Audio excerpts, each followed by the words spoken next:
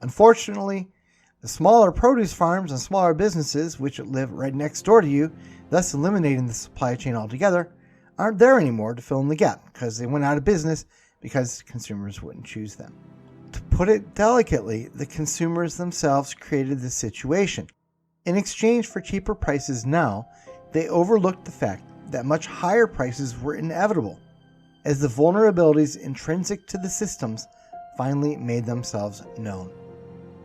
Now, I fully understand the desire to pay the lowest price on things, and certainly I have had many times in my life where I really had no choice. I couldn't afford the better quality item or the healthier food, and I had to pay what I could actually afford. My goal here is not to make people feel guilty. My goal here is to connect some dots that I don't think get connected often enough, and hopefully goad consumers into paying a little more for healthier and superior items that have that other important benefit of not having the same vulnerabilities to the supply chain and factory-based economies.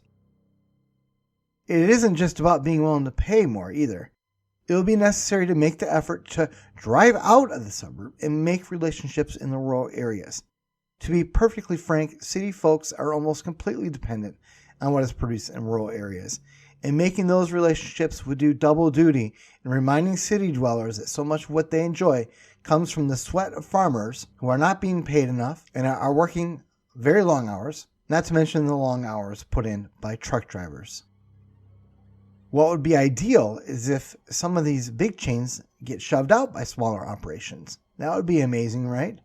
But it's only going to happen if you, the consumer, begin choosing to buy food and goods from operations that are not dependent on cargo ships coming from China or trucks driving 1,000 miles.